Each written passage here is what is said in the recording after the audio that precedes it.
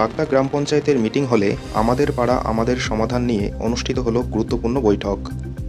রাজ্য সরকারের অভিনব উদ্যোগকে স্বাগত জানাতে আমাদের পাড়া আমাদের সমাধান শীর্ষক গুরুত্বপূর্ণ আলোচনা সভায় তৃণমূল কংগ্রেসের বিশিষ্ট নেতৃবৃন্দের মধ্যে উপস্থিত ছিলেন বাগদার বিধায়ক মধুপর্ণা ঠাকুর, পূর্ব ব্লক তৃণমূল কংগ্রেসের সভাপতি পরিতোষ কুমার সাহা, বাগদার পঞ্চায়েত প্রধান সঞ্জিত সর্দার, উপপ্রধান সুনীল পাল, বাগদা বাজার কমিটির সম্পাদক বিকাশ সরকার, তৃণমূল কংগ্রেস নেতা বিষ্ণু বিশ্বাস সহ প্রমুখ। বক্তারা তাদের বক্তব্যে মুখ্যমন্ত্রী মমতা বন্দ্যোপাধ্যায়ের মস্তিষ্কপ্রসূত এই প্রকল্পের মূল উদ্দেশ্যকে ব্যক্ত করে বলেন, 2026-এর নির্বাচনকে সামনে রেখে একেবারে সাধারণ মানুষের দোরগোড়ায় সরকারি পরিষেবা পৌঁছে দেওয়াই তাদের কাজ। এদিন বক্তারা স্থানীয় স্তরে যে কোনো সমস্যার দ্রুত সমাধান করার ব্যাপারেও দিক নির্দেশনা দেন। তারা আরও বলেন, খুব শীঘ্রই বাগদা পঞ্চায়েতের 3টি করে বুথে আমাদের পাড়া আমাদের সমাধান শিবির অনুষ্ঠিত হবে। এই শিবিরগুলিতে পাড়ার সাধারণ মানুষের সাথে বিডিও অফিসের কমপক্ষে একজন করে সরকারি আধিকারিক উপস্থিত থেকে সাধারণ মানুষের কাছ থেকে অভিযোগ ও আবেদন গ্রহণ করবেন।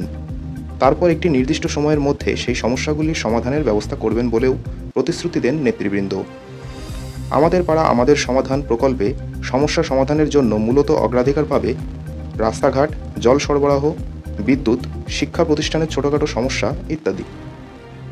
এদিন এ ব্যাপারে পঞ্চায়েত প্রধান সঞ্জিত সর্দার বলেন, মিনিমাম 100 লোক একটা নতুন করে পাড়া বৈঠক বা নতুন করে গ্রাম সভা ওই দিন হোক।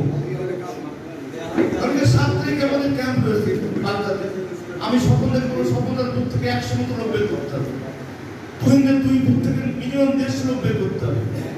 এই 150 আর 100 250 বা 300 লোক নিয়ে বাগদা হাই স্কুল একবার জমজমাট করে দেবে লোক।